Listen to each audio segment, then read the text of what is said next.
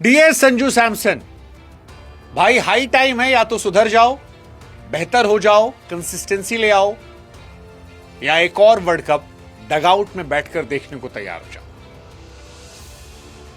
Trust me, मतलब संजू सैमसन के लिए जितनी आवाजें हम सब ने उठाई है शायद ही किसी ने उठाई होगी, लेकिन आज ईशान किशन की पारी को देखने के बाद यह लग रहा है कि संजू सैमसन की किस्मत जो पहले भी मनहूस रही है वो मनहूसियत फिर ला रही है। 2024 के वर्ल्ड कप में संजू सैमसन और ऋषभ पंत में कंपटीशन होता है, एक प्रैक्टिस मैच होता है, संजू सैमसन फ्लॉप होते हैं और पूरा वर्ल्ड कप वो डगआउट से बैठकर देखते हैं। इस बार वर्ल्ड कप बहुत करीब है, शुभमन गिल का कंपटीशन खत्म हो चुका है, ईशान किशन आए थे, ईशान बैकअप थे, लेकिन लास्ट मोमेंट में तिलक वर्मा को चोट लगती है, वो बाहर जाते हैं, ईशान की किस्मत चमकती है, मौका मिलता है और दूसरे मैच में ईशान बता देते हैं कि वो क्यों ईशान शानदार किशन है। वो अपनी पोजीशन को लॉक कर देते हैं, वो बताते हैं कि इंडिया किस टेम्पो पे खेल सकती है। 32 गेंद 76 रन एक स्टेटमेंट था कि ईशान किशन गेंदबाजों के साथ खिलवाड़ कर सकते हैं। वो जो अभिषेक शर्मा को देखकर हमें फैसिनेट करता है वो ईशान किशन भी करते हैं। वो पॉकेट डायनमो जो ने कहा था वो एक्चुअली उसे मीन करते हैं। और यही सवाल उठता है कि क्या ये संजू सैमसन के लिए अलार्मिंग है, क्योंकि अगर आप स्कोर कार्ड देखेंगे, संजू सैमसन आखिरी के 13 T20 इनिंग में सिर्फ 18 का एवरेज रखते हैं, 126 का स्ट्राइक रेट है और 13 में से 8 इनिंग उन्होंने ओपनर के तौर पर भी खेली। तो वो जो बीच में 5 इनिंग अगर आप उसे हटा भी देते हो जिसमें मिडिल ऑर्डर में खिलाया गया, उनके साथ खिलवाड़ हुआ एशिया कप का, उसके बावजूद ऐसे में अगर ये कंसिस्टेंसी उनकी है जहां पर 26 run, 5 run, 3 run, 1 run, 16 run, फिर एक 56 था, फिर 13, 39, 24, 2, 37, 10, 6, तो ये शुभमन गिल से बहुत खास नहीं है और ये संजू सैमसन को बाहर बिठाने के लिए काफी है।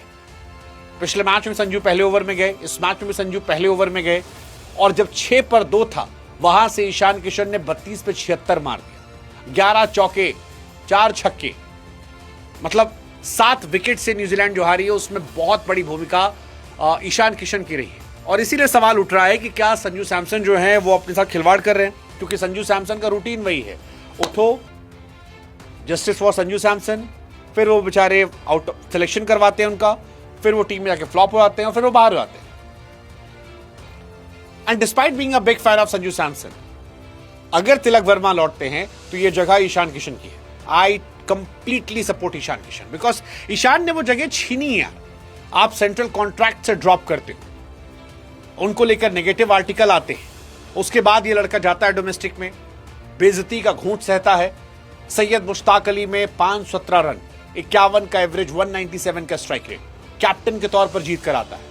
विजय हजारे के में 33 बॉल पे शतक मार कर आता है, T20 वर्ल्ड कप में सेलेक्ट होता है, फिर 2 साल बाद वापसी होती है इंडिया के स्क्वाड में और आते ही दूसरे मैच में 32 गेंद 76।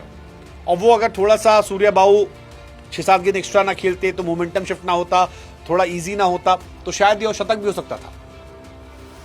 बट कमाल की पारी थी यार, कमाल की पारी थी, डराने वाली पारी थी, डोमिनेट करने वाली पारी थी, मैसेज देने वाली पारी थी, एक ऐसी पारी जिसने इंडिया का टेम्पो सेट कर दिया, एक ऐसी पारी जिसने डगआउट को कॉन्फिडेंस दिया कि भाई साहब 6 पर 2 हो तो भी आप ये खेल के जीत सकते हो। एक ऐसी पारी जिसने सूर्य कुमार यादव को समय दिया, सूर्या बाबू 12 बॉल 15 बना खेले थे और आखिरी में देखिए 200 प्लस का स्ट्राइक रेट रहा। That was the madness of Ishan Kishan. अगर आप इस सीरीज की बात करोगे न्यूजीलैंड के सामने T20 हिस्ट्री में, तो फास्टेस्ट T20 अर्धशतक जो है वो ईशान किशन के पास 21 गेंदों पर। अभिषेक शर्मा का रिकॉर्ड तोड़ा, 22 बॉलों पर था।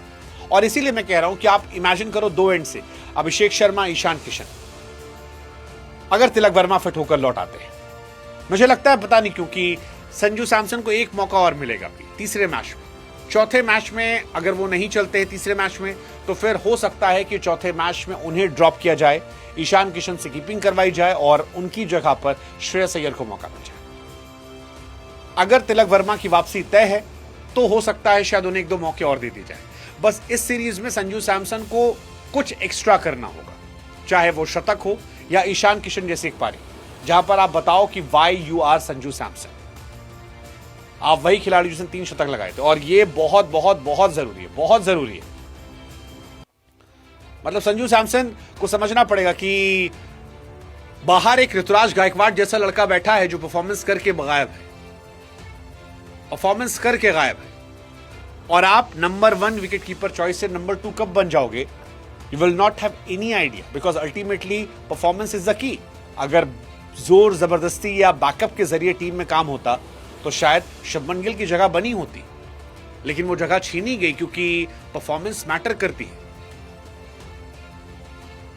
लेट्स जस्ट होप कि ईशान के साथ साथ संजू को भी 1-2 मैचेस में और मौका दिया जाए, बट संजू सैमसन को समझना पड़ेगा कि अब रेड अलार्म बज गया है और ईशान किशन संजू सैमसन को रिप्लेस कर सकते हैं। सीम्स लाइक, मतलब ईशान की तो जितनी तारीफ की जाए उतना कम है। ईशान ने आज की पारी के बाद ये बता दिया कि उनकी जगह पर आप क्वेश्चन मत करना। तिलक आते हैं तो संजू बाहर बैठे, तिलक बाहर बैठे, आप देख लो। ये वैसी पारी थी, मैडनेस वाली, एब्सोल्यूट सिनेमा वाली। क्या संजू सैमसन किस्मत फिर एक बार धोखा देगी? लेट्स सी, आई होप ऐसा ना हो।